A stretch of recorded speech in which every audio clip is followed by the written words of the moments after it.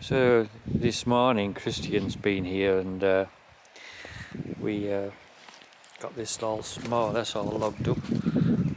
He's done more logging up now would have done, because I usually leave the thinner bits in one piece because then it's carry them home, but he's done it, he's sawing everything up. It was a massive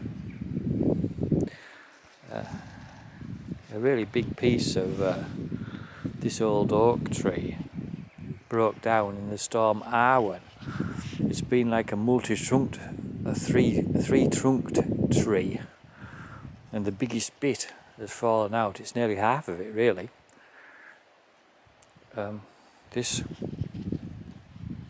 tree was the bottom end of a tall old hedge, which was removed, we believe, around about 1950.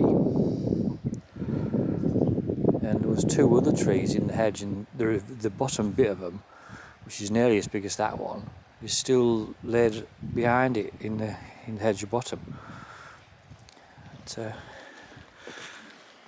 anyway, oak takes a long time to dry out, but even so, when it's been sawn up, and if you were to split that now, get it home and split it and get it under cover, or sort of under cover, within a matter of, I'd say about a year, it would be burnable, but better 2 years really for oak. He's made a good job of this actually. I didn't like to suggest, but there was like a big jaggy piece hanging on the tree, still stuck up, and he's sawn that off. I said it wasn't easy to get to, but some quite useful more bits of wood in it.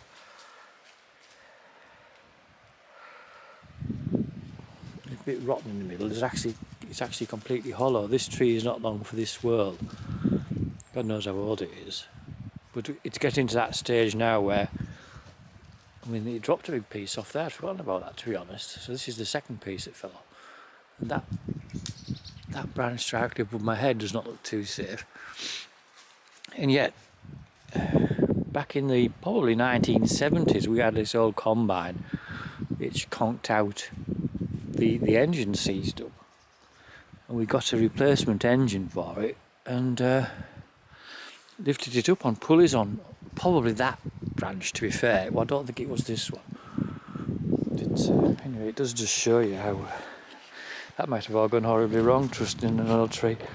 There's a lot of clearing up to do here, but this is really the least of my worries, because it was such a big piece that I have a big saw and a small saw, and I don't mind admitting the big saw. I try to avoid it, well, if I don't need it, because it's so heavy. See, he has his own saw, and he bought a new chain for it, and did all this. Well, I sawed about a third of it. These smaller pieces with my small one. So anyway, we'll come back down here probably with the tractor, and I mean, if you had the tractor and the bucket, you might as well throw them in the bucket, the big bucket, and carry them home. But then bigger pieces, perhaps just stash them up to one side. You don't really want to move them any more than you need to.